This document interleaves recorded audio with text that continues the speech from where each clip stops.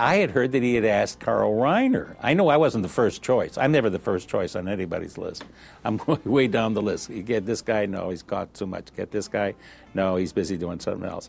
Then they get down to Korman, way down to Korman. He's the ultimate sketch actor. And playing Hedley DeMar, he heightened all the rest of the stuff because he can come up with stuff, and especially in the scenes with Mel. My one regret is that the first day of shooting was a scene where I'm in the office and he's signing, I'm trying to get him to sign something, and it's a whole thing with a paddle. And I was working too. That was the first day, and I felt like I had to work too hard, like I had to prove myself that I was really going to be okay in this part. And I did a little too much, and I improvised a little too much, and I made some lines that were kept, which I wasn't that happy or that proud of. I wish I could have taken the first day over again and just sort of eased into it. May I try one? Please do, sir. Thank you. Thank you. These things are defective. Right as usual, sir. Show off. Yes, sir. Just sign this, right here. Oh, okay, give us a hand here. All right, sir. He loved working with me so much. Work. Hello, boys. Have a good night's rest. I missed you. That he laughed on every take, so it was very difficult to get that. Normally he doesn't laugh. He can hold it in. It was such great fun. It was a fun set. Mel insists that there is a fun set. You can't do a comedy without... I've been in comedies where the set is stressed and people are worried about this, or there's egos going on and temperament and all that stuff. You can't have that on a comedy set, at least as far as I'm concerned. So it's always fun. It's great. There's an improvisatory. People are jumping in with ideas. Try this, let's do it. This was indeed one of those kind of pictures. Harvey knew what was going on. Gene knew what was going on. And Mel knew what was going on. That's about it. But the rest of us, we were just kind of saying, what in the world is this? You know, we couldn't...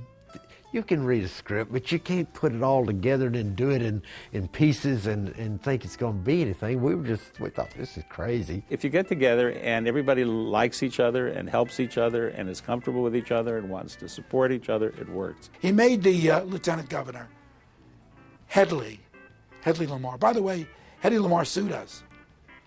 And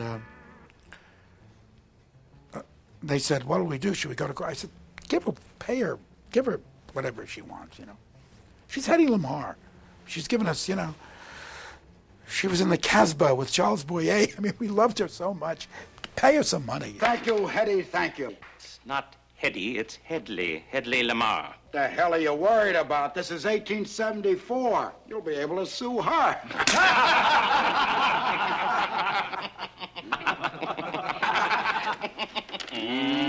To this day, people, I'll be walking around, somebody go, Hetty! I go, Hedley! People still remember that. It's amazing. What in the wide, wide world of sports is going on here? I hired you people to try to get a little track lead, not to jump around like a bunch of Kansas City faggots. Slim brought such history to the picture. I mean, it was a bunch of New York Jews doing this movie, you know, a Western. And there's Slim Pickens, who's Mr. West. I mean, he's such a Westerner that when we were shooting the outdoor stuff up in, I think, Lancaster or Palmdale, he had his Winnebago and his rifle, his Winchester. And when we came into the motel at night, he stayed out there. He and his dog and his campfire, his beans and his rifle. I said, Slim, you've made 100,000 movies, you know? Give me some advice. He'd say, whenever you get a chance, Mel, sit down. I said, sit down? That's your advice? I'm asking Orson Welles how you make Citizen Kane. He says, sit down. But he was right, because you can become exhausted, you know. Slim did not have words of wisdom. Yeah, they were wise, but they were not words of how to act, how to hold your head, how to hold your hands, where to look. His words were, do what feels natural to you. Say it the way you want to say it. If they're going to buy you, just like they're going to buy me, that'd be Slim talk, just like they're going to buy it the way we talk. And boy, it worked for him. It's worked for me. Send a wire to the main office and tell them that I said, ow! Send wire, main office, tell them I said, ow. Gotcha. We were eating lunch at Warner Brothers Commissary, and John Wayne was sitting next to us. And I mean, it's John Wayne. I mean, this is... So John Wayne looks over to Mel and he says, I hear you doing a Western with you say, blow it out your ass. Mel says, yeah, that's right, John. And Mel says, and I'd like you to be in it. He says, oh, I can't be in a Western like that, but I'll be the first one to see it. Now, what the hell do you think you're doing with that tin star, boy? Watch that boy shit, redneck. You talking to the sheriff of Rock Ridge. I did a lot of dirty, crazy things and got them into the movie. The one thing Warner Brothers would not let me put in was a very good joke, really a good joke. A little dirty, a little risque, but really a good joke. They're in the dark. Cleavon Little and Madeline Kahn, Black Bart and Lily von Stupper in the dark. And they're obviously making love. And she says, tell me, Schatzi, is it true what they say about the way you people are gifted? Oh, it's true. It's true. It's true. It's true. And then you hear Cleavon Little say, I hate to disappoint you, ma'am, but you're sucking on my arm.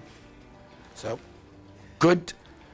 The crew loved it. You know, it was one of the big, we saw it dailies. I mean, it was one of the biggest laughs in the picture. But Warner Brothers said, you know, that's over the limit, you know, so. Hey, now, folks, that gal y'all been waiting for, double variant bombshell herself. Let's hear it for Lily von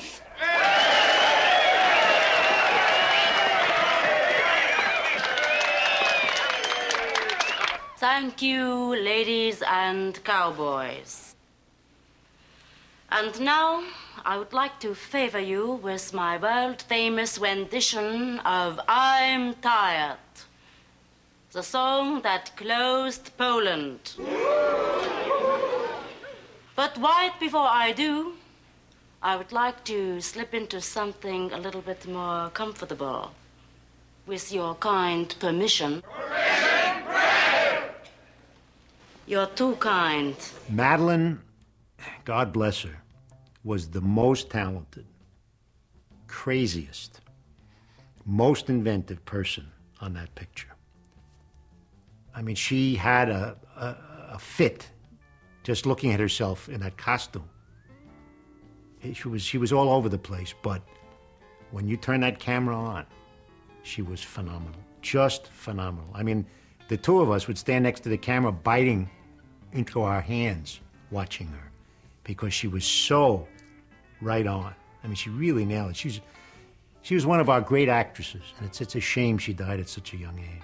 You know, she was up for an Academy Award for that, which was practically unheard of, certainly very unusual in those days. Even today, to be up for an Academy Award for a comedy performance, she was truly brilliant in that. I think I would say that Madeline Kahn was the most talented actress I've ever worked with.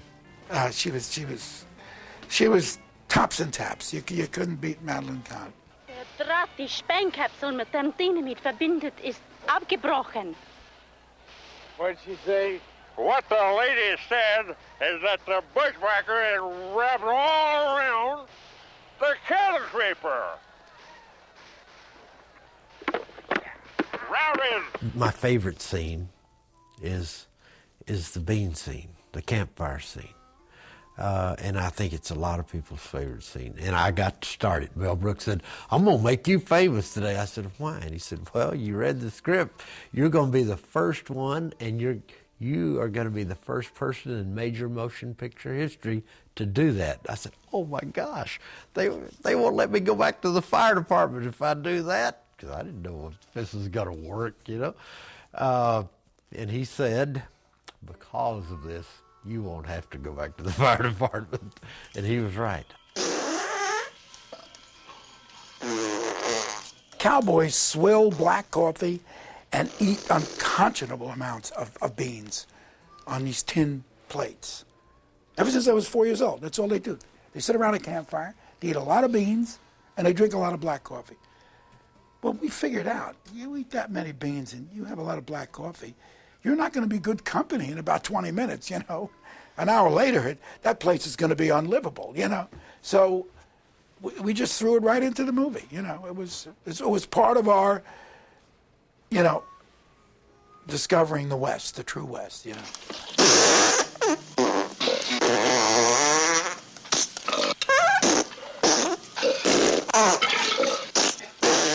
Mel always says when he mixed the scene, the campfire scene, they kept saying, you can't do it that loud. And he said, no, trust me, it's got to be that loud. And it was true, because after the first guy breaks wind, you don't hear anything anyhow in an audience. All you heard were people screaming, because it was the surprise, it was the shock of it, that anybody had the audacity to do that in a movie. You should see it on television where they have to take all the sound out. It looks like a choreographed ballet of cowboys getting up from where they were sitting at a campfire and sitting down again.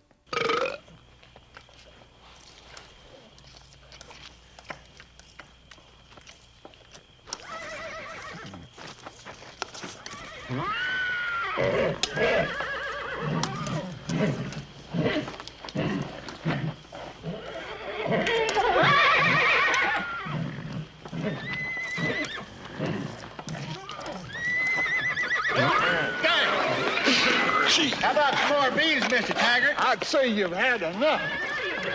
There will never, ever be another Blazing Saddles, ever. And when I say it, I'm sitting there, I get chills talking about that, because there is nobody that I have ever met who has ever seen Blazing Saddles and is a Blazing Saddles fan that picture can be topped by any other picture. None. This is the finest comedy ever done. Mel Brooks, you did a good job. If it came out today, I think it would be the same. I don't think people would say, oh, it's cute, an old-fashioned film. I don't think they'd say that at all. It's still a modern film, and I think it always will be, which makes it a classic. I think it will live forever. It was outrageous. I think it paved the way for other more outrageous pictures to come along.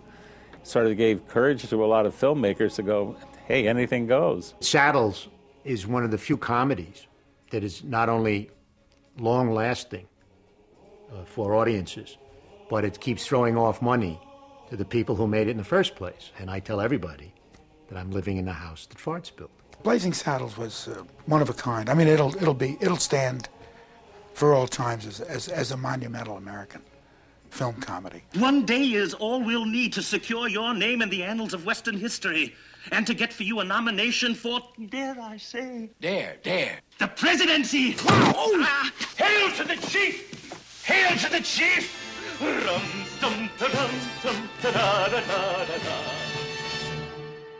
We're here, Governor. Boy, do I hate the West. I'd like to have a word with you, Turkey. Can I have you fired? Nope. Local 32. Local 32. Damn unions are strangling the West. Damn unions. Are you crazy? Don't write damn unions. Never put that in the paper. I'll lose the blue-collar vote. One in the year, darling. One in the year. I love it. Governor, these people are dummies. I know that. How do you think I got elected? Oh, Bill. But, Governor, we came all the way out here to get your impressions. Impressions? Governor, what are you doing? Harpo Marx. You wanted my impressions, didn't you? Watch this. Toulouse-Lautrec, my favorite. Crotch, legs, crotch. Absent. Governor, my paper has 5 million readers. 5 million readers. 5 million readers. Did you hear that? Take a picture of me. I'll be famous. Let's have a picture of me with one of these wonderful citizens, ladies and gentlemen, who have shown tolerance in lieu of hatred. Here we go. Here we. Can't you hold your damn head steady for one picture?